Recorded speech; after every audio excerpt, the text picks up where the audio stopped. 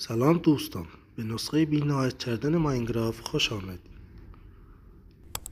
طریقه بی‌نهایت کردن ماینکرافت رو میخوام بهتون آموزش بدم.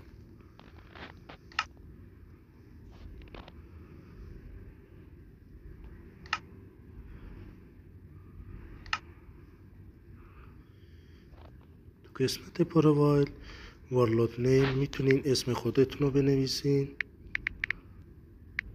اسم من بابک، مثلا من بابک می نویسم. دیفیکالت گیم مودم میتونین قسمت دومش رو انتخاب کنین.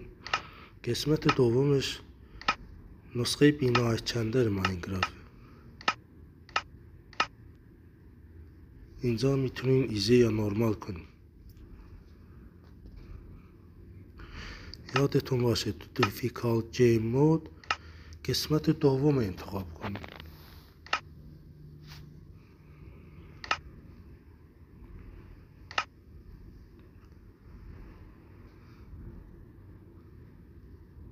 بریم ببینیم بی‌نهایت شده یا نه.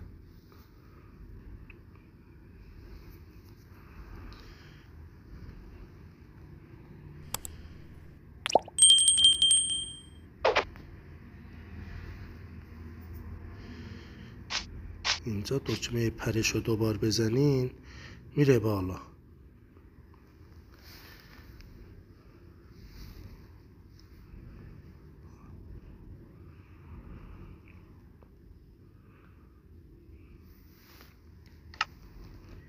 بریم ببینیم، چک کنیم ببینیم بی‌نهایت شده یا نه. این پروفایلمونه. اینجا میتونیم دیوارا رو انتخاب کنیم، هر چقدر میتونیم دیوار انتخاب کنیم. کلا بی‌نهایت، نه کم میشه نه بیشتر، فقط 64 تا میزنه، ولی کلا بی‌نهایت. میتونیم دیوار قرمز هم بزنیم. میتونیم اینجا شیشه هم انتخاب بکنیم.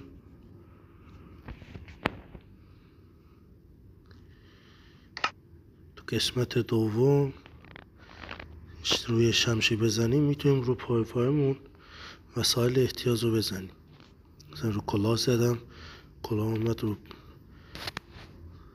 شخصیتمون، شلوارش همینطور، لباسش همینطور، اینم چکمشه. به سلیقه خودتون میتونین هر چی بخوایم بزنیم.